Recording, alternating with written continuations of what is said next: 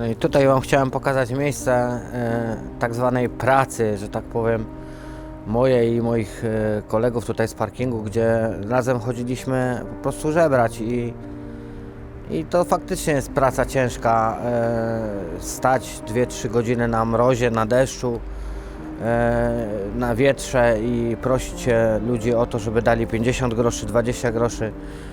Czasami nic nie dali, czasami dostałem po prostu zwyczajnie, zostałem popędzony, że po prostu, że nie, żebym się wziął do pracy, że jestem młody, że tyle pracy jest, a ja chodzę i żebram. I to właśnie ten parking tutaj tak naprawdę dawał mi to, że ja miałem za co się napić, na jakieś jedzenie i ewentualnie papierosy, ale najważniejszy dla mnie wtedy był alkohol. Najważniejsze było, żeby się napić. Tutaj przy tym parkomacie przeważnie stawałem, prosiłem ludzi, jak wrzucali pieniądze do parkomatu, żeby poratowali po prostu 50 groszy czy złotówką. Nieraz ktoś piątkę wrzucił sporadycznie, ale tak to działało.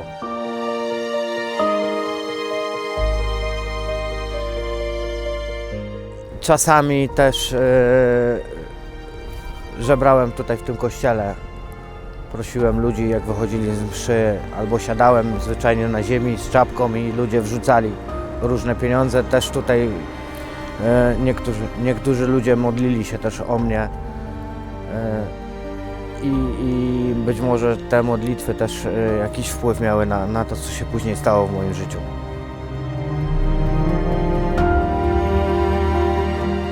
Park był miejscem, gdzie często na różnych ławkach spożywałem alkohol i na różnych ławkach też spałem. Z różnych ławek zawijała też mnie policja, mnie zabierała na izbę wytrzeźwień, a tutaj chciałem wam pokazać miejsce, w którym też chciałem popełnić jedną ze swoich prób samobójczych. W tym stawie właśnie się chciałem utopić, ale nie udało mi się to. Myślę, że to też jest ręka Pana Boga w tym, że nie udało mi się popełnić tego samobójstwa, że Pan Bóg miał dla mnie jakiś plan. Tutaj zostałem wyrzucony po raz ostatni z domu, kiedy mama mnie złapała na gorącym uczynku, jak piłem alkohol. Gdzie trafiłem później do piwnicy, w której spałem i tam zacząłem się modlić w tej piwnicy i Pan Bóg mnie uratował. Po prostu, gdy zemdlałem, obudziłem się w szpitalu. Potem z opowieści wiem, że to brat mnie znalazł w tej piwnicy i trafiłem do tego szpitala, z którego jak wyszedłem, to też mama po raz kolejny mnie przyjęła tutaj i tak naprawdę wtedy rzeczy zaczęły się dziać.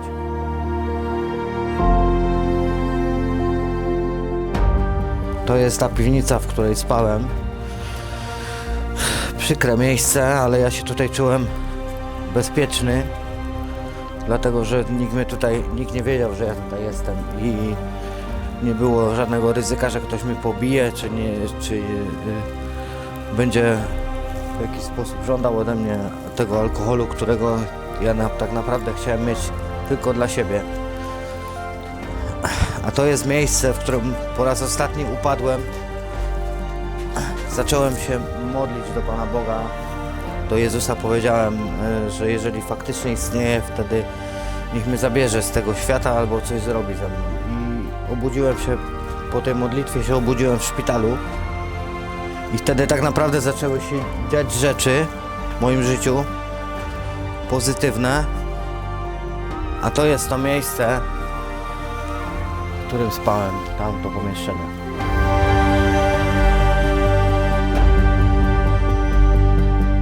Z tego miejsca parokrotnie zostałem wyrzucony, ale po jakimś czasie zostałem przyjęty z powrotem i stąd trafiłem na terapię do chrześcijańskiego ośrodka w Boguszowie-Gorcach, gdzie tak naprawdę moje życie się zmieniło i tam tak naprawdę zacząłem dostrzegać to, co Pan Bóg robi w moim życiu.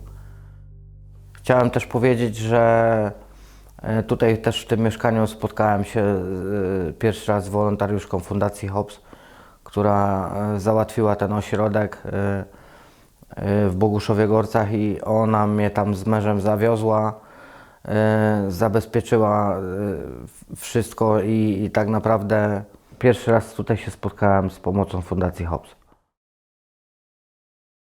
No cóż ja mogę powiedzieć, syn był naprawdę w ciężkim stanie, kilkakrotnie dostawał szansę, w końcu został przeze mnie wyrzucony na ulicę, także bardzo pił, trafił do piwnicy.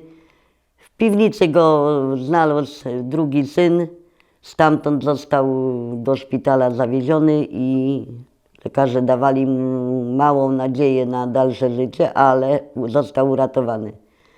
Później po tym leczeniu trafił do ośrodka leczenia uzależnień, tam przebywał rok czasu.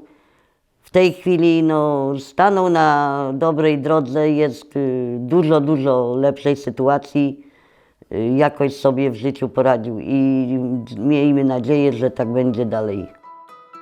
Moja historia z Dominikiem rozpoczęła się właśnie tutaj, z tą kurtką, którą Dominik trzyma dzisiaj. Wtedy się poznaliśmy i jego potrzebą było to, żeby dostać kurtkę, bo nie miał. Ogłosiłem taką akcję Zapakuj swoje dobro. Ktoś podarował tą kurtkę, zapakował swoje dobro, które zmieniło jego życie. Wtedy nasza znajomość rozpoczęło się. Dzisiaj jest jednym z wolontariuszy, z czego jestem ogromnie dumny. I tak naprawdę ta kurtka rozpoczęła moją przygodę z wolontariatem w tej fundacji. Stałem się z podopiecznego stałem się wolontariuszem.